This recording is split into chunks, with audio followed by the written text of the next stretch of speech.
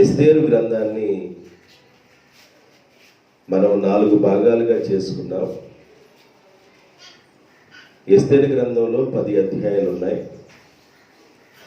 1, 2 అధ్యాయాలు ఒక భాగమని, 3, 4, 5, 6 అధ్యాయాలు రెండవ భాగమని, 8, 9 అధ్యాయాలు మూడవ భాగమని, 10వ అధ్యాయము 4వ భాగమని మనం ఎస్తేరు గ్రంథాన్ని 4 భాగాలు చేసుకున్నాం. ఇప్పుడు రెండో భాగంలో మనం 6వ అధ్యాయాన్ని పూర్తి చేసుకున్నాం. 7వ అధ్యాయంలోకి మనం ప్రవేశించబోతున్నాం. ఎస్తేరు గ్రంథం మనకు అర్థమవుతుంది. దాన్ని మీరు బాగా అర్థం చేసుకుంటున్నారు. జాగ్రత్తగా ప్రభు మాటలు మనం విందాం. 6వ అధ్యాయంలో ఎస్తేరు విందు పూర్తయింది. పూర్తయి ఆఖరి వచనంలోకి వచ్చేసరికి రెండోసారి విందుకు రమ్మని ఆహ్వానం వచ్చింది. ఎవరికి? హామానుకి.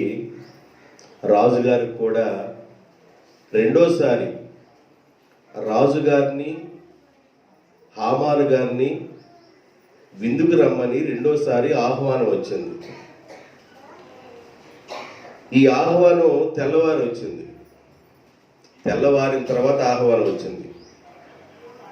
రాత్రంతా పరిస్థితి ఎలా ఉంది అంటే, మొర్దెకై కొరకు హామాను ఉరి తీయటానికి ఒక పొయ్యిని తయారు చేయటం, అహష్వేరోషు రాజుగారు ప్రాణం తీయటానికి 2 పూరుకులు ఉన్నప్పుడు ఆ ప్రాణాన్ని తీసేవాళ్ళు ఎవరో ఈ విషయాన్ని చెప్పిన మొర్దెకై విషయాన్ని, రాజ్యపు గ్రంథంలో రాయబడిన విషయాల్ని ఆయన చదవటం, నిద్ర పట్టకపోవటం, ఇవన్నీ రాత్రి వేళ జరిగినాయి. పగటి వేళ మరి హామాను మొర్దెకైని ఊరేగించడం జరిగింది. ఈ విషయాలన్నీ మనం ధ్యానం చేసుకున్నాం.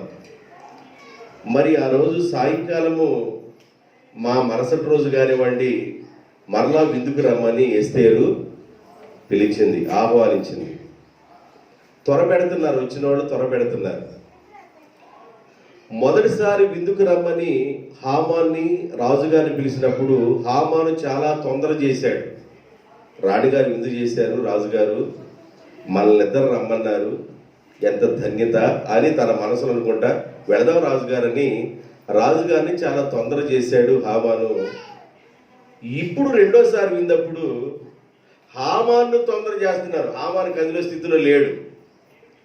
హామాను కదిలి ముందుకు వచ్చే స్థితిలో లేడు. ఎందుకంటే అప్పటికే హామాను ముఖంలో నెత్తురు చొక్క లేదు. ఎందుకు లేదంటే రాజుగారు ఒక మాట అన్నారు. హామాను రాత్రి వేళ రాజ్యంలోకి రంగప్రవేశం చేసినప్పుడు ఆ రాత్రి వేళ రాజుగారు అన్నారు, రాజుగారు గణపరిచే వాళ్ళు ఎలా ఉంటారు హామాను అని అడిగితే హామాను మనసులో అనుకున్నాడు, రాజుగారి పక్కన లేస్తే నేనే కదా ఉండేది ఎక్కువగా, నా పీఠాన్నే కదా ఎక్కువగా చేసి మిగతా వాళ్ళ పీఠాన్ని కొంచెం తక్కువలో నిలబెట్టాడు, నేనే కదా గనుడుగా ఉంది, నన్నుగాక ఎవరిని కనపరుస్తాడు రాజుగారి మనసులో అనుకొని ఈయన ఏం చేశాడంటే, రాజా నీవు గనపరిచే వ్యక్తి ఎలా ఉండాలంటే నీ వస్త్రాలు ఆయన్ని తొడిగించాల. చూడండి ఎంత ఆశ. నీ వస్త్రాలు ఆయన్ని తొడిగించాలి. రెండవది, నువ్వెక్కే గుర్రం ఆయన ఎక్కాలి. రాజ కిరీటాన్ని ఆయన ఎత్తి మీద పెట్టాల. ఈ గాలి చేస్తే ఇవి చేస్తూ ఒక జాబ్ హోల్డర్ని ఒక ఉద్యోగానికి నియమించండి. ఆ గుర్రాన్ని పట్టుకొని ఆ వెళ్ళేవాడు ఏం చేయాలంటే ఆ వీధుల్లో రాజు గణపరిచే వ్యక్తి ఎలా ఉంటాడు హో అని అరుచుకుంటా ఒక వ్యక్తి వెళ్ళాలి రాజా అని చెప్పాడు. రాజు గణపరిచే వ్యక్తి ఇలా ఉండాలి అని అరుచుకుంటా వెళ్ళాలని ఈ కోణంలో మాట్లాడారు. మాట్లాడితే వెంటనే రాజుగారు అన్నారు, ఈ విషయం అంతా నువ్వు చెప్పిన విషయాలన్నీ మొర్దెకైకి నువ్వు చేయాలన్నాడు. ఎందుకు రాజా అని తిరిగి మాట్లాడడానికి కూడా అవకాశం లేదు. కానీ రాజుగారు అని అంటాడు, రాజుగారు ఏమని ఉంటాడంటే, మొర్దెకైకి నేను ఎందుకు చేయమంటానంటే, నా ప్రాణాన్ని కాపాడినవాడు. ఇద్దరు నా ప్రాణాన్ని తీయడానికి ప్రయత్నం చేశారు, వారిద్దరూ ఉరితీయబడ్డారు. ఆ వ్యక్తి నా ప్రాణాన్ని కాపాడాడు కనుక ఆ రోజు బహుమానాన్ని నేనేమి ఇవ్వలేదు, ఆయనకి ఘనతను కూడా నేను ఇవ్వాల. ఈరోజు నువ్వు చెప్పిన మాటలు చాలా బాగున్నాయి, ఆ ఘనత ఆయనకి దక్కాలి, ఆయన ఊరేగించన్నారు. కానీ హామాను రాత్రి వేళ ఎందుకు వచ్చాడు రాజుగారి ఆవరణంలోకి, ఇంటిలో కంటే తెల్లవారి మొర్దెకై యొక్క ప్రాణం తీయటానికి ఆయన దగ్గర పర్మిషన్ కోరడానికి వచ్చాడు. ఇప్పుడు టైమింగ్ అంతా మారిపోయింది. ఏంది అబ్బా, నేను వచ్చిన విషయం వేరు కదా, నేను వచ్చిన సబ్జెక్ట్ వేరు కదా, నేను వచ్చిన విషయాన్ని చెప్పకుండానే రాజుగారు నా నోటికి తాళం వేసేసాడే, నేను ఎవరినైతే చంపాలని ఉరికొని తయారు చేసి ఇంటి దగ్గర పెట్టి వచ్చానో ఆ వ్యక్తినే ఊరేగించమన్నాడే అనే విషయాన్ని తలపోసుకున్నప్పుడు ఇక హామానికి ఇక జీర్ణించుకోలేకపోతున్నాడు. ఎలాంటి పరిస్థితులు హామానికి ఎదురైనవి. అంత హామానికి బ్యాడ్ టైం నడుస్తుంది. ఏ టైం నడుస్తుంది? బ్యాడ్ టైం నడుస్తుంది.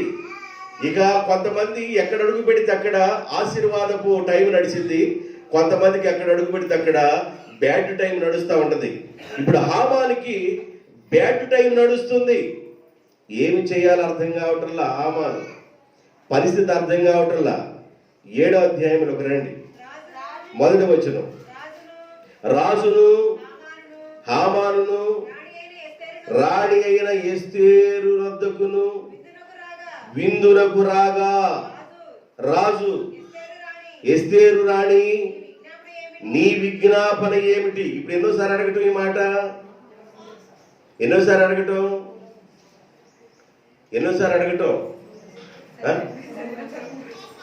ఎన్నోసారమ్మా చెప్పడం, గట్టిగా చెప్పడం. అబద్ధమో రైటో కరెక్ట్ చెప్పాలా? 3వసారి. ఒకసారి ఎక్కడ అడిగాడు? రాజ ఆవరణంలో రాజు యొక్క అనుమతి లేకుండా ఎవరైనా రంగ ప్రవేశం గాని చేస్తే ఆ వ్యక్తి మెడకాయ మీద తలకాయ లేకుండా పోవాలి. కానీ రాణి అని ఎస్తేరు ఎప్పుడైతే ఆవరణంలోకి వెళ్ళిపోయి తల అలాగే ఉంచుకొని నిలబడిపోయిందో, రాజు చైర్లో కూర్చున్న ఆయన లెగిసి వచ్చి ఆ దండాన్ని ఆమె వైపు చాపగా ఆ కొరని ఆమె తాకింది. అప్పుడు అడిగాడు, నీకేమి కావాలి అని. ఒకసారి. రెండోసారి విందుకు పిలిచినప్పుడు, రెండోసారి అంటే ఫస్ట్ సారి విందుకు పిలిచినప్పుడు ఆ విందులో కూడా, అమ్మా నా దగ్గరికి వచ్చావు, నా దగ్గర రావటం అంటే ఏదో కారణం ఉంటుంది, కారణం లేకుండా రాజశాసనం తయారు చేయబడిందని కూడా తెలిసి, అనుమతి లేకుండా ఎవరైనా రంగప్రవేశం చేయకూడదని తెలిసి కూడా నీవు ప్రాణాన్ని కూడా లెక్క చేయకుండా వచ్చావంటే ఏదో ఒక బలమైన కారణం ఉంటుంది, ఆ కారణం ఏంటమ్మా అని అన్నాడు. ఆవంది, రేపు మరలా విందు చేస్తాను, రేపు రండి, నేను మరలా రెండోసారి విందు చేసినప్పుడు అప్పుడు చెప్తానులే అనంది. వాస్తవంగా వీళ్ళకి ముహూర్తం పెట్టిన డేట్ ఏది? 12వ నెల. దాన్ని బైబిల్లో ఆధార్ ఏ మాసం? కింద ఏమంటాడు మళ్ళీ? ఆధారు. ఆధారు అంటే 12వ నెల 13వ తారీఖున టెండర్ పెట్టారు. అటాత ఆధార అదారు. అదారు నెల 13వ తారీఖు. అదారు అనగా 12వ నెల అని అర్థం. మనం డిసెంబర్ 12 ఎలా చూస్తున్నామో, మన యొక్క క్యాలెండర్ వేరు. మనకి జనవరి నుండి ప్రారంభమైంది, వాళ్ళకి మార్చి నుండి ప్రారంభమైంది. మరి 12 నెల వాళ్ళకి అదారు నెల వచ్చింది. ఆ నెల 13వ తారీఖున ఆల్రెడీ ముహూర్తం పెట్టబడి ఉంది. 127 సంస్థానాలు మన ఇండియా దేశం మొదలుకొని, అంటే పాకిస్తాన్ బోర్డర్ సింధు నది, మన ఇండియా దేశం మొదలుకొని పారసీక ప్రాంతం మొత్తం కూషు దేశం వరకు, ఇక్కడ ఏమన్నా అయోనియా ప్రాంతం దాకా, ఇక్కడ ఈజిప్టు, బాబిలోను, కూషు ప్రాంతం, ఈ 127 సంస్థానాలకి తాకీదులు రాసి పంపించేశారు. 127 సంస్థానాలకి తాకీదులు వెళ్ళిపోయినాయి. 12వ నెల 13వ తారీఖున యూదులు ఎక్కడ ఉన్నా పిల్లలు, ఆడవాళ్ళు, మగవాళ్ళు, యవనస్తులు, వృద్ధులు ఎవరు మిగలకూడదు. యూదులందరూ నాశనం చేయబడాలి, వాడు ఉరి తీయబడాలి అన్నాడు. చిన్నపిల్లలు కూడా ఉరి తీయటం అంటే అర్థం చేసుకోండి ఎంత కఠినమైన శిక్ష వచ్చిందో. చిన్నపిల్లలు కూడా ఉరి తీయాలంటున్నాడండి. అసలుకి భయము, భక్తి ఏమి లేకుండా చిన్నపిల్లలు కూడా ఉరి తీయాలనేసి ఆ వ్యక్తి ప్రకటన చేశాడు. అయిపోయింది. ఇప్పుడు ఆ టైం దగ్గరికి వస్తుంది. ఆ టైం దగ్గరికి వచ్చినప్పుడు ఎస్తేరు రాజు దగ్గరికి వెళ్ళి రాజుతో చెప్పాలి. ఆడవాళ్ళకి కాస్త తొందర ఎక్కువ కనుక ఆడవాళ్ళు వెళ్ళి నోట్లో దాగి ఉన్న మాట ఆగదు కాబట్టి అది కక్కేంత వరకు వాళ్ళు ఉండలేరు కనుక కక్కేసేయాలి. ఆమె నింపాదిగా ఉంది, ప్రార్థన చేస్తుంది. టైము చూసుకొని రాజుకు చెప్పాలి. టైము చూసుకొని రాజు చెప్పాలా. రాణి ఏమైనా టైము చూసుకుంటుంది, హామానికి ఏమైనా బ్యాడ్ టైం నడుస్తుంది, ఈ అహష్వేరోషు రాజు టైం ఏమన్నా ఎప్పుడు కలిసి వచ్చిద్దా అనే విషయాలు ఇలాగ టైమింగ్ అక్కడ నడుస్తూ ఉంది. ఇలాంటి పరిస్థితులు జరుగుతున్న సమయం 7వ అధ్యాయం. రెండోసారి రాణి అయిన ఎస్తేరు రాజును విందునికి పిలవగా రాజుగారు ఎస్తేరుతో అన్నారు, నీ విజ్ఞాపన ఏమిటి? అమ్మా రాణి అయిన ఎస్తేరు, నీ విజ్ఞాపన ఏమిటి? అసలు రాజు మామూలు వ్యక్తి కాదండి. రాజు కోపం ఎక్కువ. ఆ రాజు మామూలు వ్యక్తి కాదు. రాజు ఒక మనిషిని అలాగ మధ్యకి నరికి అటుపక్క ఇటుపక్క రోడ్డుకేసి సైనికులందరూ యుద్ధానికి వెళ్ళారు గ్రీకు దేశం మీదకి. రాజుగారు సముద్రాన్ని 300 సార్లు కొట్టించాడు కోపంతో. సముద్రాన్ని సంకెళ్ళేసాడు. రాజుగారు శాడిజం ఎక్కువ. అలాంటి వ్యక్తి రాణి అని ఎస్తేరుని ఎప్పుడైతే చూస్తున్నాడో శాడిజం అంతా పక్కకు వెళ్ళిపోతుంది, కోపం అంతా పక్కకు వెళ్ళిపోతుంది. రాణిని చూసినప్పుడు దయపడుతుంది. దావీదును చూసినప్పుడు సౌలున్న దయ్యం వెళ్ళిపోయినట్లుగా, దావీదు వీణ వావిస్తున్నప్పుడు సౌలున్న దురాత్మ వెళ్ళిపోయినట్లుగా, దురాత్మ వెళ్ళిపోయిన తర్వాత రాజుగా ఉన్న సౌలు దావీదుని అంటాడు నాయనా అంటాడు. అంతకుముందు రేయ్ దావీదుని కొట్టుకుంటారా అనేవాడు. దావీదు ఎప్పుడైతే వీణ వావిస్తున్నాడో దురాత్మ వెళ్ళిపోయిన వెంటనే దావీదుని చూసి నాయనా నీవు నాకంటే మంచివాడవరా అని చెప్తున్నాడు. దయ ఎస్తేరును చూసిన వెంటనే రాజుకి, కోపిష్టిగా ఉన్న రాజు కూడా దయ కలుగుతుంది. అంత దయండి. ఎస్తేరు మీద రాజుకే దయ కాదు, ఎస్తేరు మీద ఆ ప్రాంతంలో ఉన్న వాళ్ళందరికీ దయ కలిగింది. అలాంటి దయాప్రాప్తురాలు ఆమె. దయ అనే వస్త్రాన్ని, దీన మనసు అనే వస్త్రాన్ని ధరించుకుంది ఎస్తేరు. ఎస్తేరు విధేయురాలు. ఎస్తేరు తొందరపడని వ్యక్తి. 127 సంవత్సరాలకు ఎస్తేరు రాణి అయినా కూడా ఎస్తేరు ఎంతవరకు ఉండాలో అంతవరకే ఉంది. ఆమె భాషలో మార్పు రాలేదు, ఆమె వైఖరిలో మార్పు రాలేదు, ఆమె నడతలో మార్పు రాలేదు, ఆమె పద్ధతి తీరులో మార్పు రాలా. తండ్రి దగ్గర ఎలా ఎదిగిందో భర్త దగ్గరికి వచ్చిన తర్వాత కూడా అలాగే ఎదుగుతుంది, ఒదిగే ఉంది. ఆమె పెంపకమే అలాంటిది. స్టేజీ మారిపోయిన తర్వాత మారిపోయిన స్టేజీగా లేదు ఆమె. ఆమె తొలి దినాల్లో ఎలాగుందో స్టేజీ మారిన తర్వాత కూడా అలాగే ఉంది. ఆస్తి మారిన తర్వాత కూడా అలాగే ఉంది. అంతస్తు మారినా కూడా అలాగే ఉంది. బంగారము వెండి పెరిగిన అలాగే ఉంది. ఘనత పెరిగిన అలాగే ఉంది. 127 సంవత్సరాలకి ఆమె రాణి అని ప్రకటించబడి రాజుగారు ఎప్పుడైతే తనకు కిరీటం పెట్టాడో, కిరీటం పెట్టినా కూడా ఆమె అలాగే ఉంది. నీ మనవేంటి, నీ విజ్ఞాపన ఏంటి అని 3వసారి ఇప్పుడు అడగటం. అది నీకు అనుగ్రహింపబడును, రాజ్యములో సగం మటుకైనను నీకు అనుగ్రహింపబడునని 2వ నాడు ద్రాక్షారసపు విందులో ఎస్తేరుతో రాజుగారు అనెను. ఇప్పుడు ఈమె చెప్పాలి, ఇప్పుడు ఈమె మనమని చెప్పాలి. ఈమె టైం వచ్చేసింది, ఎస్తేరుకి టైం వచ్చేసింది. ఏం చెప్పడానికి టైం వచ్చింది? ఏమి టైం వచ్చింది చెప్పమ్మా. అప్పుడు రాణి అయిన ఎస్తేరు ఇలాగూ ప్రత్యుత్తరం ఇచ్చును, రాజా నీ దృష్టికి నేను దయ పొందిన దానైన ఎడల రాజువైన తమకు సమ్మతి అయితే నా విజ్ఞాపన బట్టి నా ప్రాణమును బట్టి నా జనులను నాకు అనుగ్రహింపబడునుగాక. సంహరించుటకు, హతము చేయబడుటకు, నశించుటకు నేనును నా జనులు కూడా అమ్మబడిన వారము. ఇవి చెప్పేస్తుంది. వాళ్ళ బాబాయ్ దగ్గర ఉండగా, అంటే మొర్దెకై తండ్రి దగ్గర ఉండగా, ఆమె ఆ తండ్రి దగ్గర నుండి అంతఃపురంలోకి వెళ్ళేటప్పుడు మొర్దెకై అన్నాడు, నీ వంశమును గాని, నీ జాతిని గాని, మీ గోత్రాన్ని గాని నీవు దయచేసి రాజుతో చెప్పొద్దు.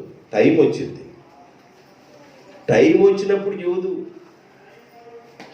అప్పుడు చెబుదు అని ఆ ఎస్తేర్ని పంపించారు. ఎస్తేర్కి వివాహమైంది, రాణిగా ఉంది. మొర్దెకై ఏమన్నా ద్వారపాలకుడిగా అక్కడ కూర్చొని ఉన్నాడు. ఆయన అక్కడ ఉద్యోగం చేస్తున్నాడు. ఆయనకి టైం వచ్చి ఎస్తేర్ కంటే ముందుగానే చెప్పాడు, నేను యూదుడును గనక తల వంచనని. ఎస్తేర్ కంటే ముందుగానే నేను యూదుడు అని చెప్పేశాడు. చెప్పొద్దమ్మా అని ఎస్తేర్ చెప్పిన ఆయన ఈయన ముందుగా చెప్పాడు. ఇప్పుడు ఎస్తేర్కి టైం వచ్చింది. ఆమె ఎవరని చెప్పాలి? నా జనమును నేనును అమ్మబడిన వారము.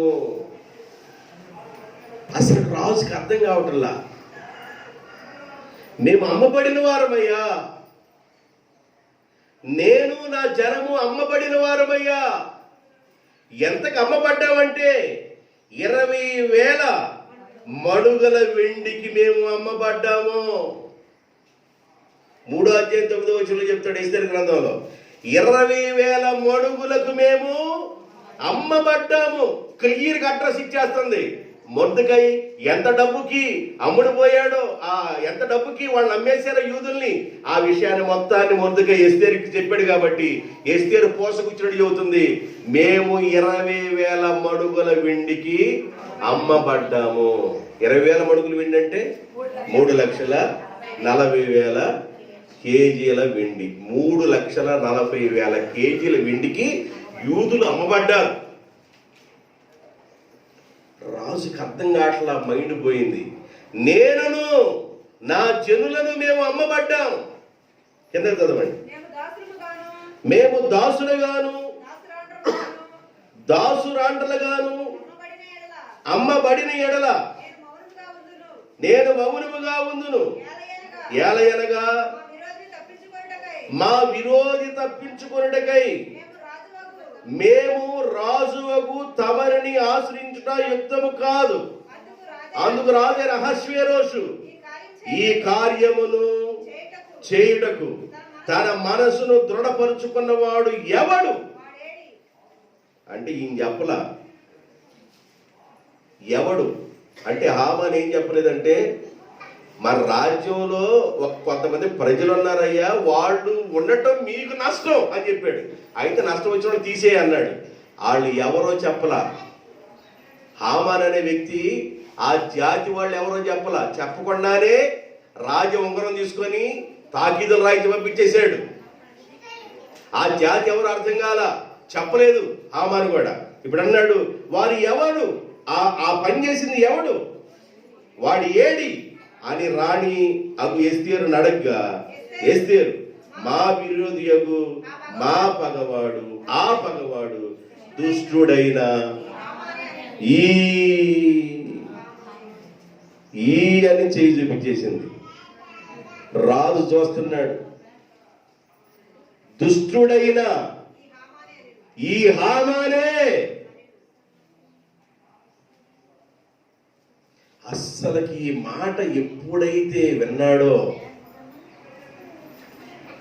రాజుకి నరనరాలు పొంగి, ద్రాక్షారసం తాగేవాడు, మిందు కూర్చున్నవాడు, మైండ్ చెడిపోయిన వాడుగా, మొత్తు దిగిపోయిన వాడుగా అక్కడి నుండి ఆయన ఎక్కడికి వెళ్ళిపోతాడు?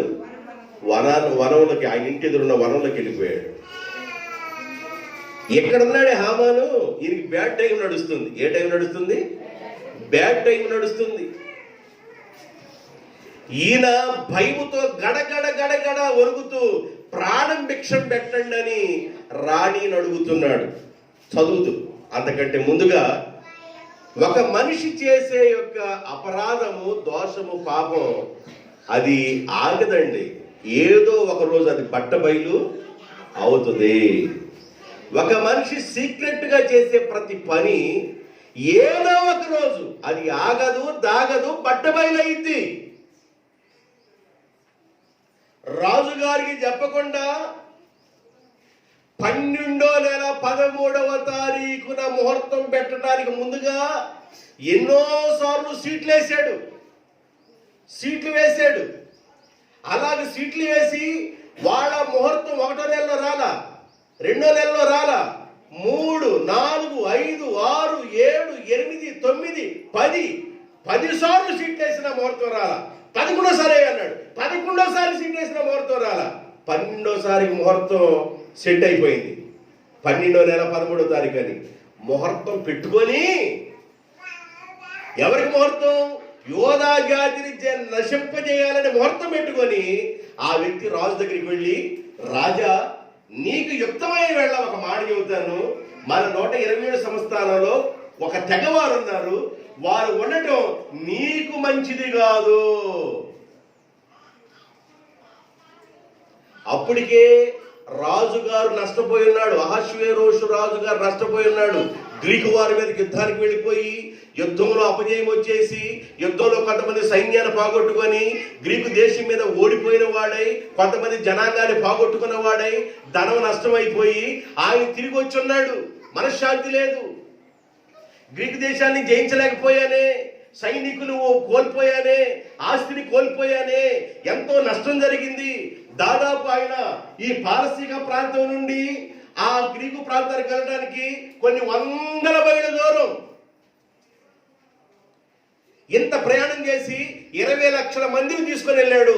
20 లక్షల మందికి ఉదయం టిఫిను, మధ్యాహ్న భోజనం, సాయంకాల భోజనం, ఉదయం, మధ్యాహ్నం, సాయంకాలం, ఇలాగ వీళ్ళ ప్రయాణంలో ఎన్ని రోజులు ప్రయాణం చేశారో ఆ వివరం లేదు. కానీ వీళ్ళ ప్రయాణం అయిపోయి గ్రీకు దేశాల మీదకి వెళ్ళిపోయి యుద్ధం చేసి తిరిగొచ్చినప్పటికీ సైన్యం చాలా మంది మరి వాళ్ళ దగ్గర తగ్గిపోయారు. ఆహార నష్టం, ఆస్తి నష్టం, ధన నష్టం, సైనిక బలం నష్టం, అక్కడ యుద్ధంలో అపజయం. ఇన్ని పరిస్థితుల మీద ఆయన మైండ్ అంతా ఖరాబులో ఉంది. అహష్వేరోషుకి ఖరాబులో ఉన్నప్పుడు చెబితేనే ఆయన మైండ్ అంతా అల్లకొల్లోలంగా ఉంది. అలాంటి పరిస్థితుల్లో మన రాజ్యంలో, మన సంస్థానంలో ఒక తెగవారు ఉన్నారు. వాళ్ళ పరిస్థితులు మంచిగా లేవు. వాళ్ళు ఉండటం రాజుకి మంచిది కాదని ఎప్పుడేం చెప్పాడో వాళ్ళు తీసేది అన్నాడు. వాళ్ళు ఎవరు ఏందని ఈయన కూడా అడగల. టైం చూసుకుని ఆయన దెబ్బేయటాన్ని చూశాడు. ఎవరు? హామాన్ అనే కూడా టైం చూసుకున్నాడు. ఇప్పుడు ఈయన టైం వచ్చింది. హామాన్కి టైం నడుస్తుంది. బ్యాడ్ టైం నడుస్తుంది. ఒక్కొక్కసారి బ్యాడ్ టైం నడిచింది. అప్పుడు జాగ్రత్తగా ఉండాలి. ఒక్కోసారి అన్ని టైంలు మనయే కాదు, సమయం అంతా మనదే కాదు. బ్యాడ్ టైం నడిచింది ఒక్కోసారి. దాన్ని గమనించాలి, అబ్జర్వ్ చేయాలి. రాజుగారికి విషయం చెప్పకుండానే ఈయనే ముహూర్తం పెట్టి, ముహూర్తం ఖరారైన తర్వాత వాళ్ళని చంపాలని తెలివి కలిగిన వాడుగా రాజును అమాయకుని చేసి ఆటాడుకొని రాజు దగ్గరుండే ఉంగరం తీసుకొని ఆ ఉంగరం ఆయనే ప్రేమతో ఆయన చేతి నుండి తీసిచ్చేటట్టుగా ఆయన మాటలు సున్నితంగా చెప్పి తాకిదులు రాయించి 127 సంవత్సరాలను పంపించేశాడు. ఈ విషయం తెలిసింది రాణి గారికి, పూర్తిగా తెలిసింది. ఇప్పుడు ఏమంటది? మేము అమ్మబడిన వారమయ్యా, నేను నా జాతి ప్రజలము అమ్మబడిన వారము. ఎవరు ఈ కార్యం చేసింది? ఈ కార్యం చేయడానికి తలబెట్టింది ఎవరు అని అడిగినప్పుడు ఇవి రెండోసారి విందు చేసి అప్పుడు విషయం చెబుతుంది. మరలా చెబుతాను అంద కదా, అప్పుడు చెబుతుంది ఈ దుష్టుడైన ఈ హామాను అని చెప్పి. ఎంతో ప్రేమించాడు రాజు. మెమూకాన్ని ప్రేమించావన్నా ఫస్ట్ భార్యను పోగొట్టుకున్నాడు. ఇప్పుడు ఈ రెండో వాడు ఈయన ప్రేమించాడు. ఎవరన్నా దగ్గరికి రానిచ్చాడంటే అప్పుడేమన్నా మెమూకాను, ఇప్పుడేమన్నా హామాను. ఈడు అక్కడ మెమూకాన్ అనేవాడు భార్యనే పోగొట్టాడు. విడాకులిచ్చి భార్యనే పోగొట్టాడు. ఇప్పుడు ఈవిని జాతిని కూడా పోగొట్టినట్లుగా వీడు ప్లాన్ చేస్తున్నాడు.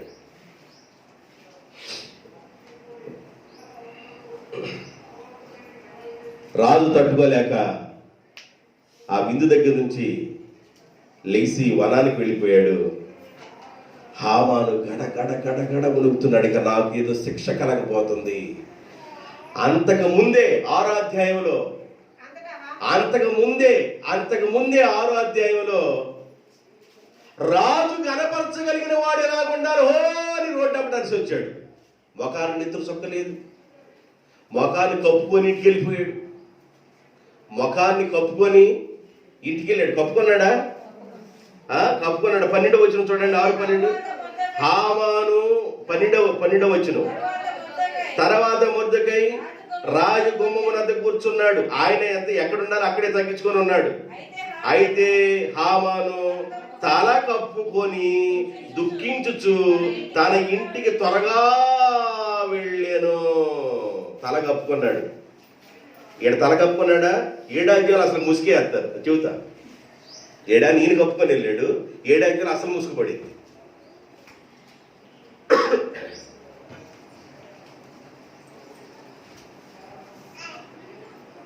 ఈయన చేసిన ప్రతిదీ ఒక రోజున బయట పడిద్ది అనేది ఆలోచించేయకుండా, ఇష్టానుసారంగా భయం లేకుండా ఒక జాతినే నశింప చేయాలని ఆలోచన చేసిన ఈయన కుట్ర బయట పడదనుకున్నాడు. బయట పడుద్దండి, బయట పడిద్ది. ప్రసంగి గ్రంథం రాయబడింది 12వ అధ్యాయం 14వ వచనం. ప్రసంగి గ్రంథం 12వ అధ్యాయము 14వ వచనం. గూఢమైన ప్రతి అంశమును గూర్చియు దేవుడు విమర్శ చేయునప్పుడు ఆయన ప్రతి పనిని, అది మంచిదే గాని చెడ్డదే గాని, తీర్పులోనికి తెచ్చును. గూఢమైన ప్రతి అంశమును గూర్చి దేవుడు విమర్శ చేసినప్పుడు అది మంచిది గాని చెడ్డది గాని. ఎంత చక్కగా హామానికి కలిసిపోతుందో చూడండి ఈ మాట, ఎంత టచ్ అవుతుందో చూడండి హామానికి. గూఢమైన ప్రతి విషయం అంటే ఏంది? ఎవరికి చెప్పకుండా తనలో దాచుకున్న ప్రతి విషయం ఏదో ఒక రోజు దేవుడు తీర్పులోకి తీసుకొచ్చినప్పుడు అది బట్టబయలు కాకుండా ఉండదు.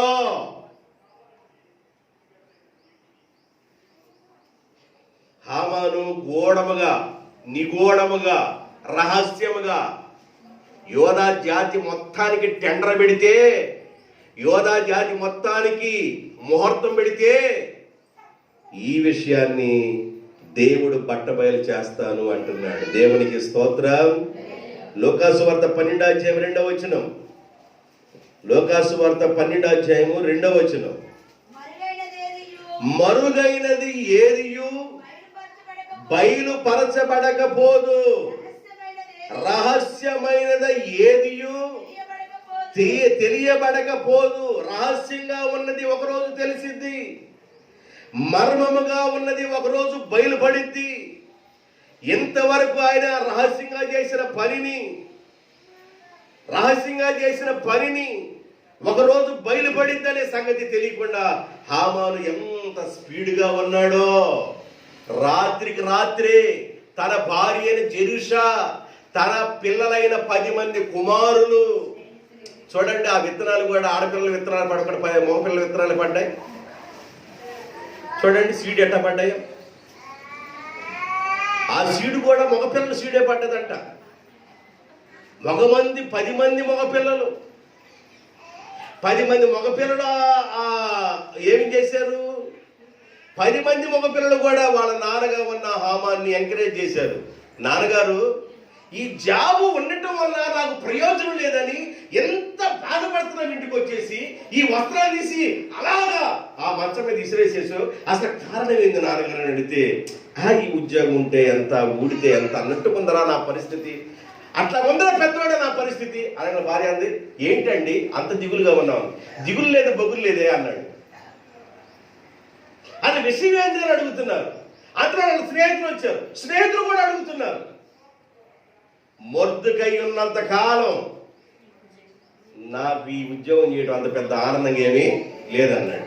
127 సంస్థానంలో రాజుగారు ఈయన సింహాసనాన్ని హెచ్చించి ఎంత గౌరవం ఇచ్చేసి రాజుగారు గణపరచవలసిన వాడు ఇట్లా ఉంటాడని ఆయనకి కూడా ఆజ్ఞ జారీ చేస్తే ఆయన ఈ ఉద్యోగం వల్ల విషయం లేదన్నాడు. ఎందుకంటే ఆ మొర్దెకై తల వంచటంలో హామానికి అదొక్కటేనండి ఆయనకి.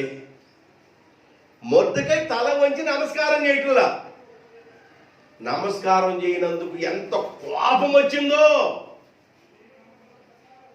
ఆ కోపం వచ్చింది మనిషి కోపాన్ని కూల్ కూల్ అణుగు అణుగు అణుగు ఉన్న టైం ఉంది అణుగు అణుగు అణుగు కోపాన్ని చల్లార్చుకొని ఇంటికి వెళ్ళిపోయాడు. ఇవన్నీ మీకు ఎంతమంది చెప్పారు. కోపాన్ని చల్లార్చుకొని ఇంటికి వెళ్ళిపోయాడు.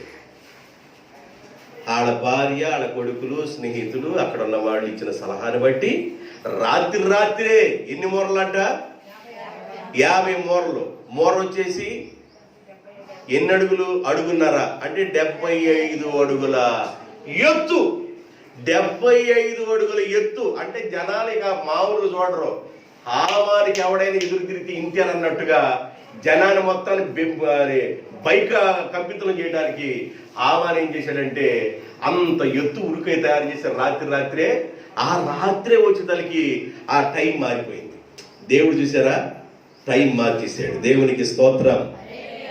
ఆయన ప్లాన్ మారిపోయింది. అసలు అంత తిరగబడిపోతుంది వ్యవహారం అంతా. బ్యాడ్ టైం నడుస్తుంది. నువ్వు నీ కోరికేంది, నీ మనవేంది, నీ కోరికేంది, నీ మనవేందని ఇన్నిసార్లు అడిగినా నేను చెప్పలేదు రాజా. నేను నా జనులు అమ్మబడ్డాము రాజా. మేము చనిపోవడానికి సిద్ధంగా ఉన్నాం. 12వ నెల 13వ తారీఖున మేము అందరం చనిపోవడానికి సిద్ధంగా ఉన్నాం. నీ భారీగా ఉన్న నేను కూడా చనిపోవడానికి సిద్ధంగా ఉన్నా రాజా. ఎవడు ఈ కార్యాన్ని చేసింది? ఎవడు ఈ కార్యాన్ని తలపెట్టింది? దుష్టుడైన ఈ హామాను. రాజు పక్కనుంటా ఇంత వ్యవహారం చేస్తున్నట్టు రాజుకు తెలియదు. ఏదో ఒక జనాంగం అన్నాడు ఆయన. ఆ జనాంగంలో రాణి కూడా ఉందే. దాని గురించి బైబిల్ చెబుతుంది, మరుగైనది బయలుపరచబడకపోదు, రహస్యమైనది తెలియబడకపోదు. ఒక రోజున రహస్యంగా ఉన్నది ప్రతిదీ తెలిసింది. సామెత గ్రంథం 26వ అధ్యాయం 26వ వచనం. 26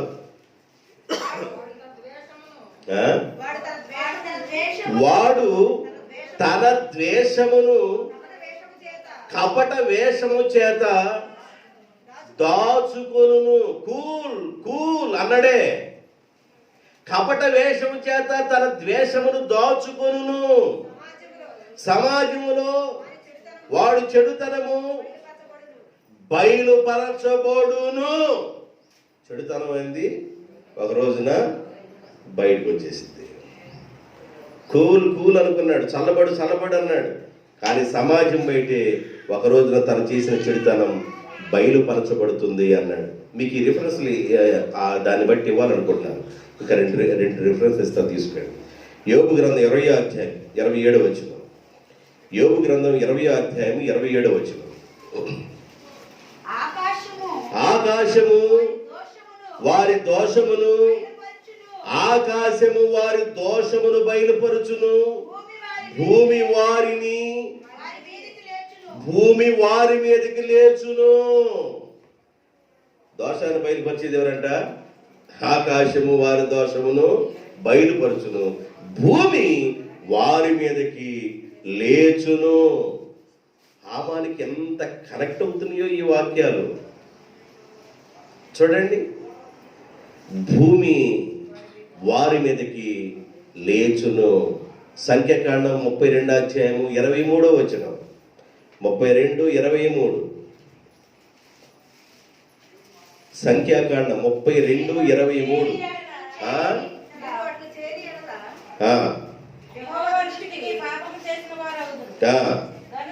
గనుక మీ పాపము మిమ్ములను పట్టుకొనును. పొందుకోను. అసలుకి ఎన్ని విషయాలు రాయబడి ఉన్నాయండి. నేను ఇదే విషయం చెప్పాలంటే చాలా విషయాలు చెబుతా. ఎందుకంటే ఎస్తేరు గ్రంథం పూర్తి చేసుకోవాలిగా, మనం ముందుకెళ్ళాలిగా, ఆవానికి మరి శిక్ష రావాలిగా, ఎస్తేరు తప్పించబడాలిగా. అందుకని మనం ముందుకు కొనసాగుతాం. ఇప్పుడు ఏమందంటే ఎస్తేరు, దుష్టుడైన ఈ హామానే ఆయన చేసిన అన్నీ ఇప్పుడు బయటపడుతుంది. ఎంత కమ్మేవరా నాయన అంటే 20,000 మణుగుల వెండికి అమ్మబడ్డామయ్యా, మేము ఎంతకు అమ్మబడ్డామయ్యా అన్నారు. 7వ వచనం 7:7 రాజు ఆగ్రహం ఉంది, ద్రాక్ష రసపు విందును విడిచి తన నగరు వనమునకు పోయెను. అయితే రాజు తనకు ఏదో హాని చేయని ఉద్దేశించునని హామాను తెలుసుకొని రాణి అని ఎస్తేరు ఎదుట తన ప్రాణము కొరకు విన్నపము చేయుటకై నిలిచెను. నగరు వనములో నుండి ద్రాక్ష రసపు విందునకు రాజు తిరిగి రాగా, టైం వచ్చేసింది, మళ్ళీ టైం వచ్చేసింది. తిరిగి రాగా ఎస్తేరు కూర్చొని ఉన్న ఏ మీద, చెయ్యనా, చెయ్య అంటే ఏదో ఒకటి అనుకోండి మీరు, చెయ్యి కాదు అక్కడ, చెయ్య మీద హామాను పడి ఉండటం చూసి ఈయనకేం అర్థమైంది రాజుకి. చూడు, టైం బ్యాడ్ నడుస్తుంది. టైం బ్యాడ్ నడుస్తున్నప్పుడు అట్టనే ఉంటుంది. వీడు ఇంటిలోనే నా సముఖము ఎదుటనే రాణిని బలవంతము చేయునా అని చెప్పాను. ఆ మాట రాజ నోట నుండి రాగానే భటులు హామాను ముఖమునకు ముసుగు వేసిరి. రాజు ముందర నుండి షండులలో హర్బోనా అని ఒకడు, ఆగండి, ముసుగేసేసారు. ఇప్పుడు ఆయన షండుల్లో 7 ఉన్నారు చెప్పాను. ఆ 7 ఈ ఒకడు, ఈయన పేరేంది, హర్బోనా. ఎస్తేరు గ్రంథం 1వ అధ్యాయము 11వ వచనం కదండి. ఎస్తేరు గ్రంథం 1వ అధ్యాయము 11వ వచనం. రాజైన అహస్వేరోషు ఎదుట ఉపచారము చేయు మెహుమాను, బిక్తా, హర్బోనా,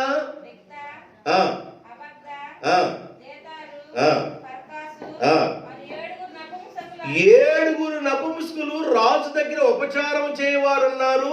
ఆ 7 నపుంసకుల్లో ఒకడు, ఈయన పేరేంది, హర్బోనా.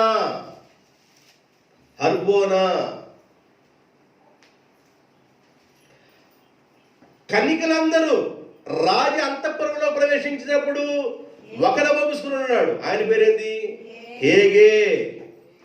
కన్నికలందరూ రాజు దగ్గరికి వెళ్ళిపోయి ఇంకొక అంతఃపురంలోకి వెళ్ళిపోతారు. అక్కడ ఒక వ్యక్తి ఉన్నాడు, షయష్కజు, ఆయన ఒకడు. ఇప్పుడు ఈయనొక ఆయన. ఎవరి డ్యూటీలో వాళ్ళు రంగప్రవేశం చేస్తున్నారు. ఇక్కడ మన కళ్ళకు కట్టినట్టుగా ఎవరి పాత్రలు వాళ్ళు పోషిస్తున్నారు. పాత్రలు అబ్బో.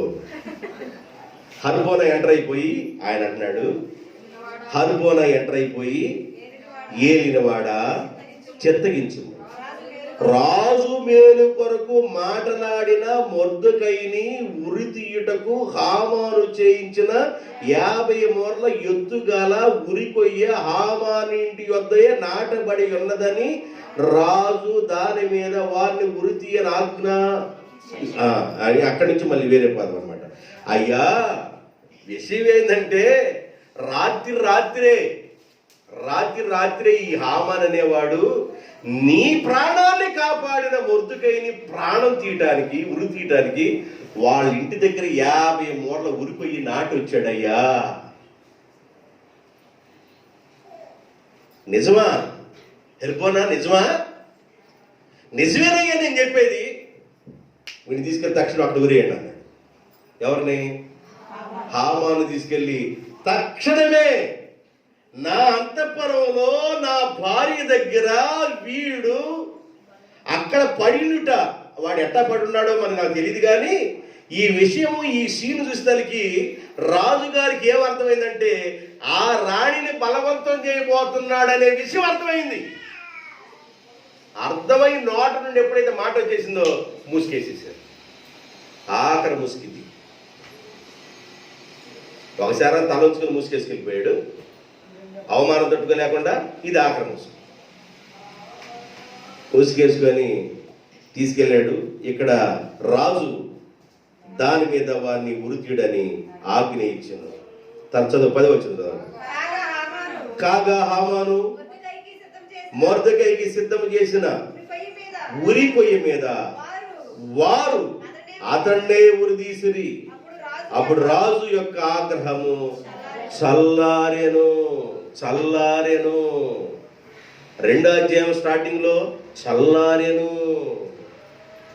ఇక్కడ 7వ అధ్యాయం ఆఖరిలో చల్లారెను అంటాడు. ఉందండి, 2వ అధ్యాయంలో ఉందా చల్లారేడని? 2వ అధ్యాయంలో చల్లారేడు, ఇక్కడ ఒక చోట చల్లారేడు. అంత విషయం అండి. హామాన్ అనే వ్యక్తి మొర్దెకైని చంపటానికి శతకోటి ప్రయత్నాలు చేశాడు. మొర్దెకై దేవుని ఆరాధించే వ్యక్తి, దేవుని కుమారుడు. ఆయన దేవుణ్ణి ఆరాధించే పిల్లలందరినీ నాశనం చేయాలని 127 సంస్థానాలు, హిందూ దేశం మన దేశం మొదలుకొని కూషు దేశం ఎన్నో సంస్థానాల్లో ఉన్న యోధా జాతిని అందరినీ నాశనం చేయాలని ఆజ్ఞ జారీ చేశాడండి. యోధా జాతిని అంతటిని లేకుండా చేయాలని అనుకున్నాడు. ఎవడు గుంట త్రవ్వుతాడో ఆ గుంటలో వాడే పడును. సామెతల గ్రంథం 18వ అధ్యాయము 12వ వచనం. సామెతల గ్రంథం 18:12. ఆపద రాకమునకు నరుని హృదయము అతిశయపడును. ఆపద రాకమునకు నరుని హృదయం ఎట్లా ఉండిద్ది? నాకేందంట, నాకేంది, నా వెనక ఎంతమంది ఉన్నారు, నేను వెళ్తుంటే, రాజుగారు వెళ్తుంటే ఎంత గౌరవం ఉందో నేను కూడా వెళ్తుంటే అంత గౌరవం ఉంది.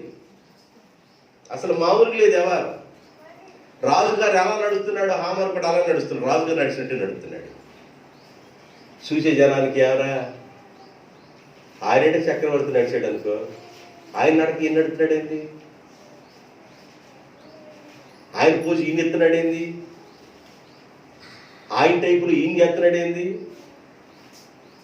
విడిచిపడే కాలం వచ్చింది, ఏం చేద్దాం పన్నే అనుకొని ఇట్లా వెళ్తా ఉంటే ఆయన పక్కన వెళ్తా ఉన్నారు. ఆపద రాకమునకు నరుని హృదయం ఎట్లా ఉండిద్దంట? అతిశయపడును. ఎస్తేర్ ఎప్పుడైతే నోరు తెరిసి రెండోసారి విందు చేసి ఆ దుష్టుడు ఎవరో కాదో ఈ హామానే అనేంత వరకు అట్టాగే ఉన్నాడు.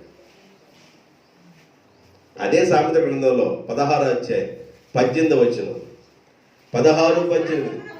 నాశనమునకు ముందు గర్వము నడుచును, పడిపోవటానికి ముందు అహంకారము నడుచును అన్నాడు. ఇవన్నీ హామాన్ ఎంత ప్రయత్నం చేసుకుంటూ వచ్చాడండి. దేవుడు తన బిడ్డల్ని కాపాడటం కోసం మెయిన్ కీలక పాత్రగా ఉన్న హామాన్ని దేవుడు తప్పించేశాడు. అయితే వినండి, మనం 8వ అధ్యాయాలకు తర్వాత వెళదాం. ఇప్పుడు 2వ భాగం పూర్తయిపోయింది. 3వ భాగంలోకి వెళతాం. 8, 9 అధ్యాయాలు 3వ భాగం అని చెప్పాను. ఈ 8వ అధ్యాయంలోకి వెళ్ళబోయే ముందుగా అక్కడికి వెళ్ళే విషయంలో ఏమి రాయబడిందంటే, హామాను అయితే చనిపోయాడు, కానీ హామాను తయారు చేసిన తాకీదులు రాజముద్ర చనిపోవాలి. తర్వాత ఏం జరుగుతుందో తర్వాత పాటలు చెప్పుకుందాం. దేవుడి మాటలు దీవించుగాక. ఆమేన్. కళ్ళు వంచండి, ప్రార్థన చేద్దాం.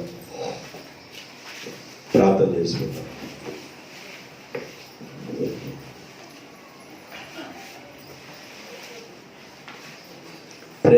తండ్రి, పరిశుద్ధుడైన ప్రభువా, మీకు స్తోత్రాలు.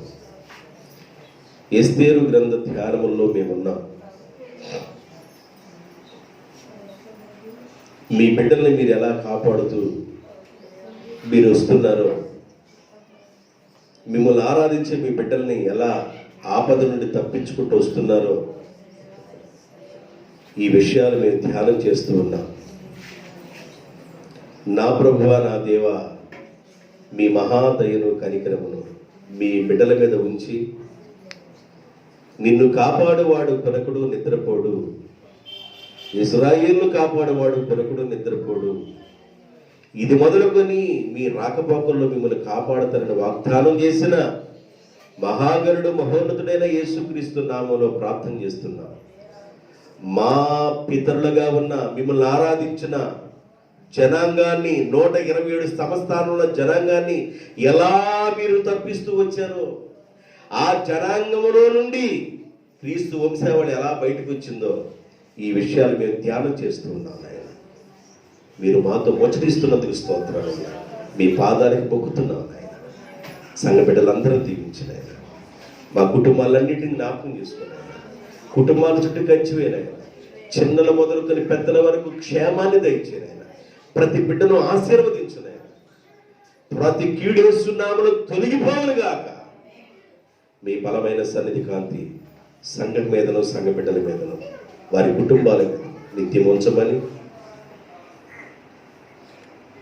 యేసుక్రీస్తు నామంలో మీ బిడ్డలను దీవిస్తూ, ఈ సంవత్సరం వ్యవసాయంలో అందరూ చాలా ఇబ్బందులు పడుతున్నారు.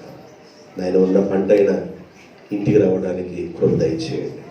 మీ సహాయం దయచేయండి. మీ బిడ్డలందరూ దీవిస్తూ యేసు నామములో ప్రార్థన చేయించున్నాము తండ్రి.